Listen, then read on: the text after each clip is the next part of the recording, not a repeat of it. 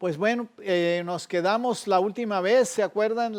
Viendo la diferencia entre perdón legal y perdón relacional. Son dos tipos de perdón. Uno es el perdón legal es el que ya Dios nos otorgó, por el medio del cual nos hizo justos y perfectos. Y el perdón relacional es el cotidiano, el de cuando ahí fallamos como en nuestra vida cristiana por fallas en nuestro carácter.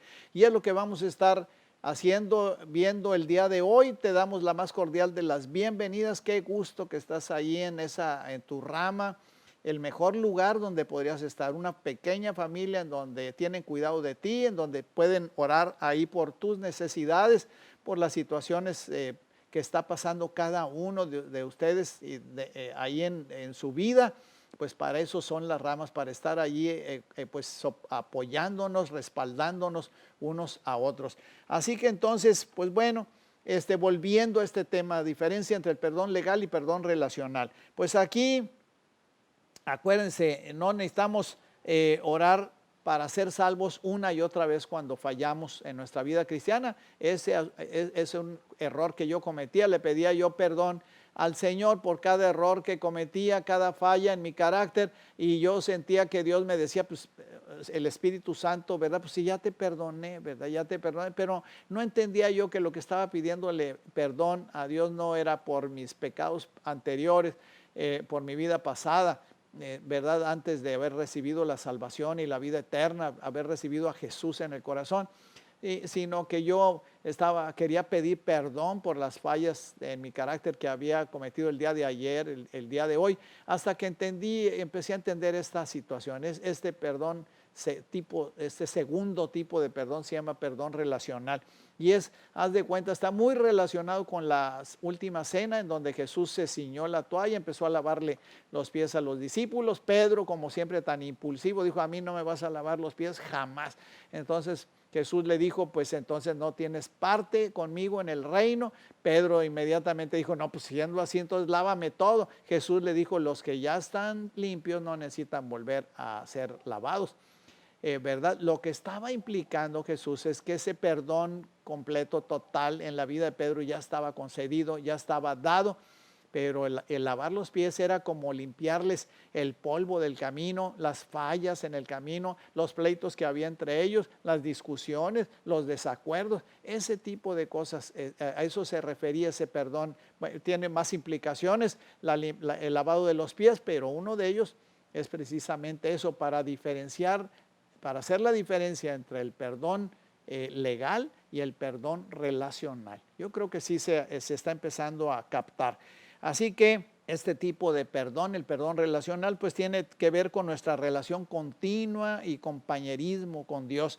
Lo único que puede afectar nuestra posición general o legal con Dios, nuestra salvación, es si negamos a Jesús, si lo repudiamos, ¿verdad? Si vivimos en una rebeldía continua y sin arrepentimiento. Eso sí, para que veas que eso sí produce como una separación, ¿verdad? Negar el sacrificio de Jesús en la cruz y tenerlo por vano, por inmundo, ¿verdad? Volver a nuestros pecados anteriores, a nuestra vida pasada, sin ningún remordimiento. Eso sí es romper con ese perdón legal, rechazarlo, hacerlo a un lado, menospreciarlo. Pero mientras tú y yo nos mantengamos en esta posición de este entendimiento y esta convicción en nuestro corazón, pues ahí estamos delante de Dios, perdonados legalmente, pero con este compromiso tuyo y mío de estar arrepintiéndonos y pidiéndole perdón al Señor por las fallas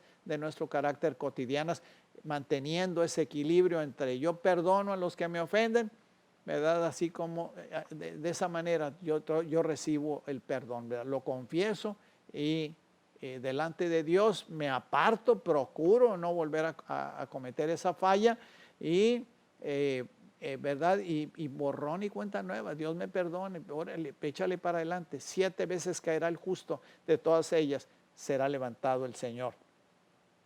¿Qué son las cosas que deberíamos deshacernos tú y yo en estas fallas de carácter, estos pecados relacionales? Pues la falsedad, el decir mentiras, la ira, el robo, las conversaciones obscenas, la amargura, la rabia, la ira, las peleas, las calumnias, malicia, crueldad, indiferencia. Esto está en Efesios 4:30, bueno, del 25 al 32. Cuando hacemos esas cosas a otras personas, pues entristecemos al Espíritu Santo, porque Él ama a las personas esas a las que estamos ofendiendo. Afligir al Espíritu de Dios afecta nuestra relación, aunque no afecta, no dejamos de ser hijos de Dios, pero pues ahí hay esa situación que estorba la bendición y la relación completa, transparente, total con Dios. Así que estamos hablando de estar en armonía con nuestro Padre Celestial en un sentido relacional. Así que, pues sí, ya les, pues realmente dice 1 Juan 3:9, todo aquel que ha nacido de Dios no practica el pecado, porque la simiente de Dios permanece en él y no puede pecar porque ha nacido de Dios. Sin embargo, pues como platicaba hace ratito, nuestros pies se ensucian continuamente con el polvo del camino. A lo mejor no, pues fallamos en orar, o tal vez somos críticos con los demás, o actuamos egoístamente, o somos insensibles al dolor de los demás. Pero eso no significa que tengamos que salvarnos o lavarnos, ¿verdad? En ese sentido, cada vez que fallamos, solo necesitamos la limpieza espiritual regular de la confesión. La limpieza regular de la confesión. Y cuando lo hacemos, pues hay armonía entre Dios y nosotros, porque no le estamos ocultando nada. Estaba leyendo hoy en la mañana, ¿verdad? Que dice que Dios todo lo ve, todo lo ve. Entonces, pues ¿a dónde podremos irnos para hacer algo que Dios no vea? Si Él está viéndonos continuamente. En mis tiempos era difícil de entender esto. Decíamos, ¿cómo puede Dios estar viendo todo? Nos puede estar viendo constantemente. Ahora que tenemos todos estos aviones ahí arriba y todos estos satélites y que están ahí constantemente viéndonos a todos nosotros, ¿verdad? Los drones, ¿verdad? Pues imagínate nada más esa tecnología del hombre no le llega ni a los talones al poder y a la majestad del Rey del universo. Entonces, ¿cómo no va a estar viendo todo lo que tú y yo hacemos cotidianamente? Entonces, ¿cómo ocultárselo? Pues simplemente mejor reconocerlo y pedirle perdón. ¿No crees? ¿Verdad que sí? Muy bien. Pues dice 1 Corintios 6:11, Pablo hablándoles a los corintios, dice, y eso eran algunos de ustedes, pero ya han sido lavados, ya han sido santificados, ya han sido justificados en el nombre del Señor Jesucristo y por el Espíritu de Dios. Eran unos malvados, pero ahora ya han sido lavados y santificados y justificados. Pero aún así, ¿verdad? Pablo les advierte que se examinen a sí mismos de pecado antes de tomar la cena del Señor. Esta cena que tomamos aquí en la congregación cada fin de mes, qué magnífica oportunidad para hacer una revisión de nuestra accionar en el mes y decirle al Señor, sí, Señor, me acuerdo. O sea, la regué, ¿verdad? O sea, esto debe ser una práctica diaria, pero la cena del Señor es una magnífica oportunidad para pedirle al Señor, examíname.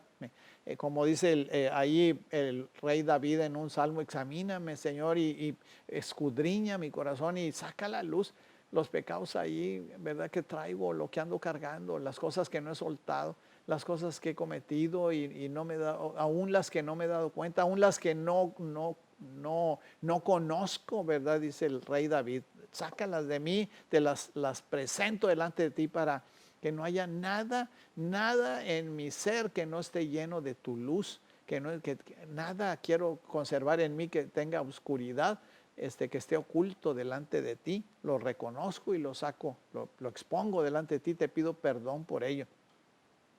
Dice 1 Corintios 11, 27 al 32, refiriéndose a la cena del Señor, a la comunión, dice, por lo tanto, cualquiera que coma el pan o beba de la copa del Señor de manera indigna, será culpable de pecar contra el cuerpo y la sangre del Señor. Así que cada uno debe examinarse a sí mismo antes de comer el pan y beber de la copa. Así que examinémonos a nosotros mismos, es la invitación. ¿Verdad? Lamentaciones 3:40 dice, hagamos un examen de conciencia y volvamos al camino del Señor. Mateo 7 del 3 al 5, saca primero la viga de tu propio ojo antes de ver la pestaña, ¿verdad? Ahí en el ojo de los demás. Según de Corintios 13:5, examínense para ver si están en la fe, pruébense a sí mismos.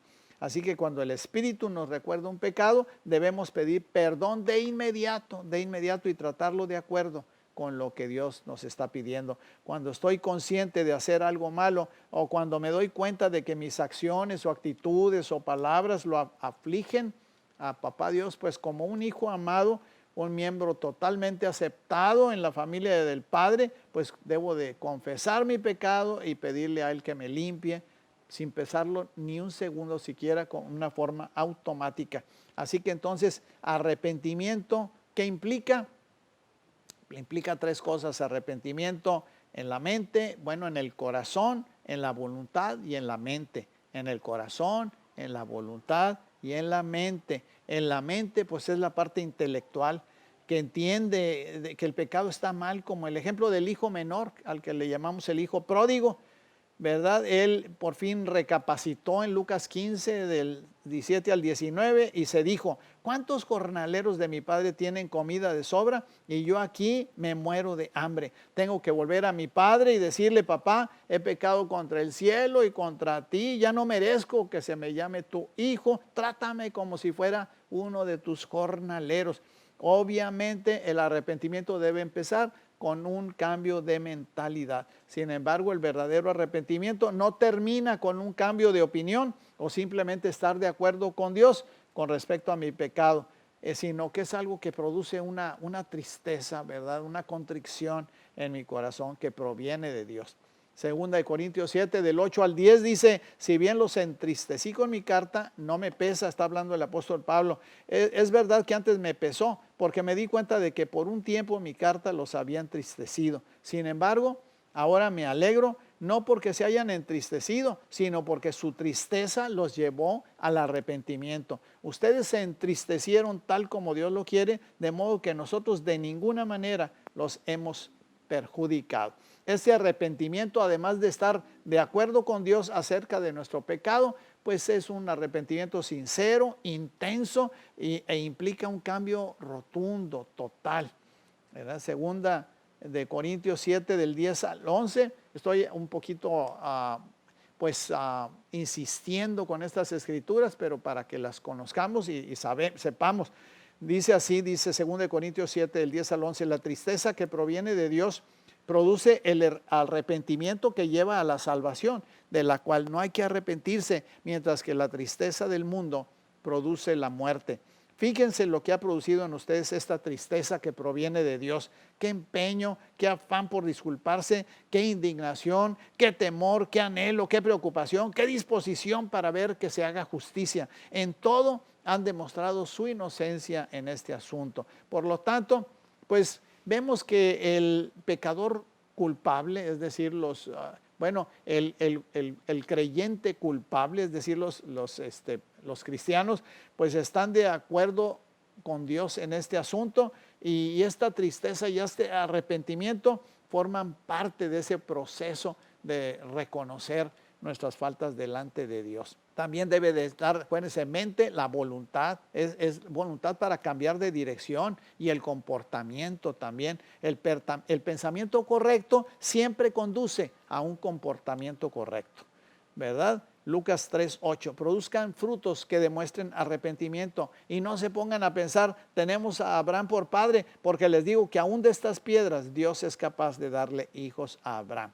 Se nota el arrepentimiento, no es solo es estar de acuerdo o cambiar nuestras mentes. El arrepentimiento se nota porque el creyente se aparta de conductas y actitudes pecaminosas y se vuelve a Dios. Así que el arrepentimiento es un cambio de opinión, es un cambio de corazón o de emociones, y es un cambio de voluntad, apartándose del pecado y convirtiéndose a Dios. El arrepentimiento es tan importante para el Señor que Él nos disciplina si no lo hacemos. Dice allí que el que ama a su hijo lo corrige. Y pues entonces vamos a continuar con este tema. Se nos acabó el tiempo, pero en la próxima reunión vamos a ver pues esta situación de cómo y por qué debemos examinarnos delante de Dios. Así que pues que estén bien, que Dios los bendiga. Continuaremos, no te pierdas la próxima clase porque estará interesantísima. Bendiciones a todos. Bye.